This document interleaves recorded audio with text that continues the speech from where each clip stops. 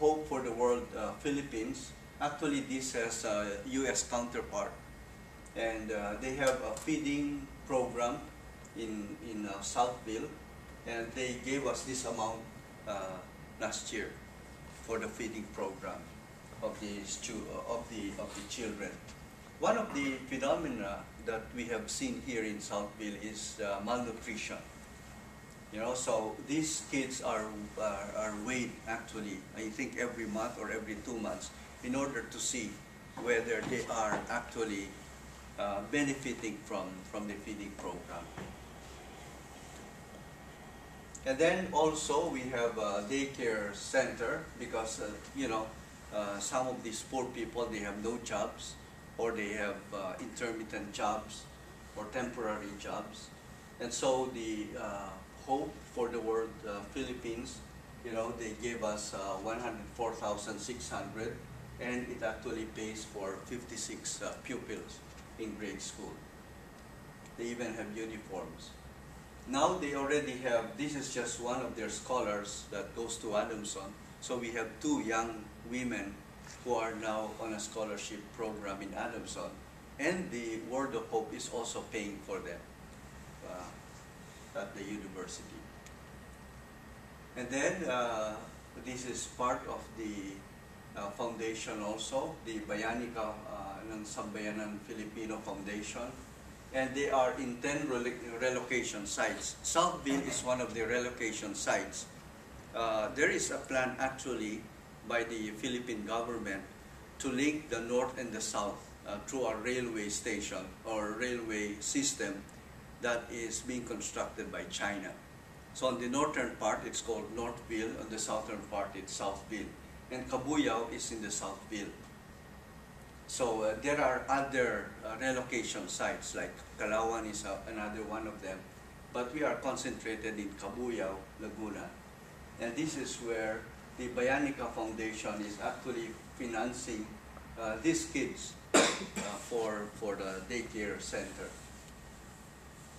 These are our partners, you know, the Paul University Housing and Urban Development Coordinating Council. What Father Nonong wants to show here is that what we do at Adamson is also to coordinate with different agencies, whether they are government agencies, non-governmental organizations, private agencies, religious organizations, etc. We don't select.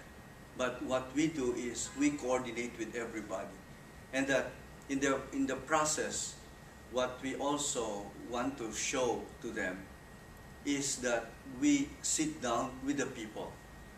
You know, we just don't decide for the people. We let the people actually do the decisions.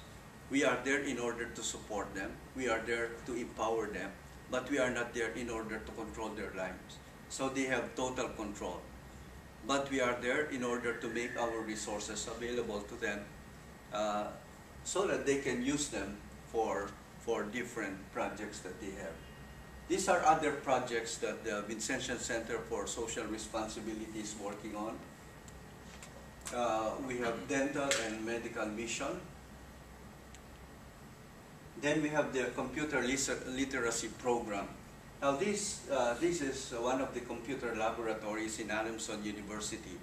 Obviously, you cannot bring our computers to Southville, so what we did was to get like 2 buses of kids and bring them to Adamson on weekends in order to work in the computers, in order to learn.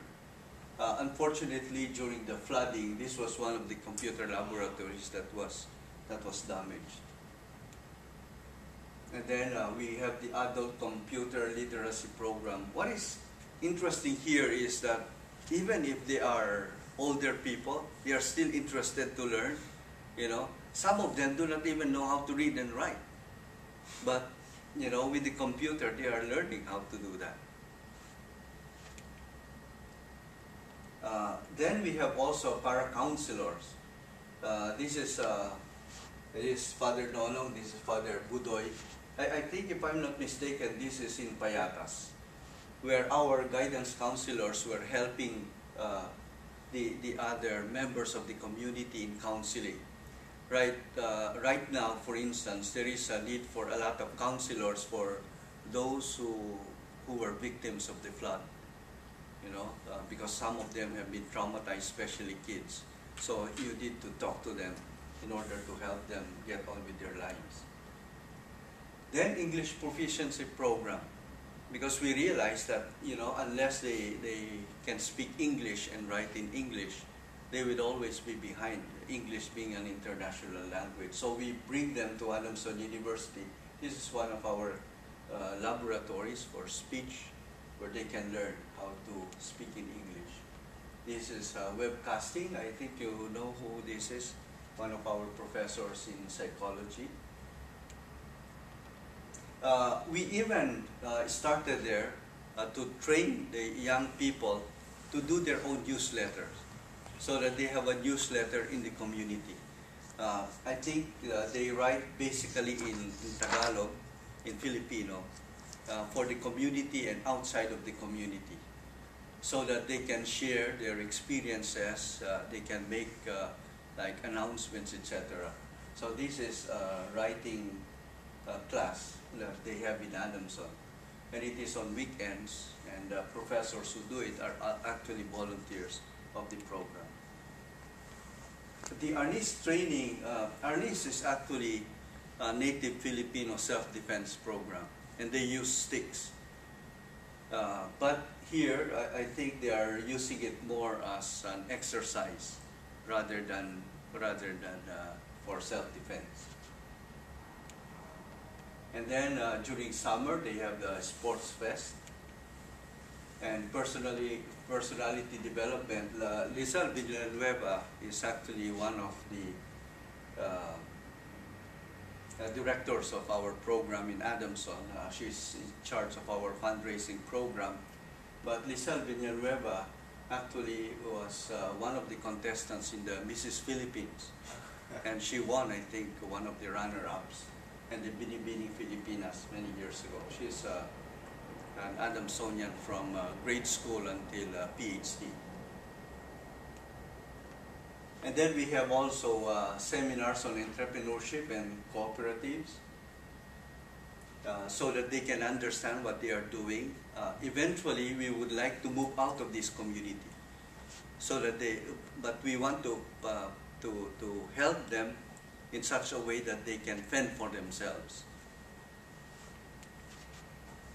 Seminars also on accounting, okay, bookkeeping.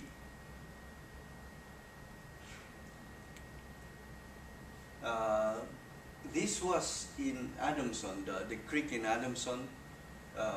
These slum dwellers, there were about 51 slum dwellers along the creek about 2 years ago. Then there was a fire, okay, and the mayor of Manila told them, you have to vacate this. And so we brought the people to Kalawan, and our civil engineering students actually did the houses. They were already there.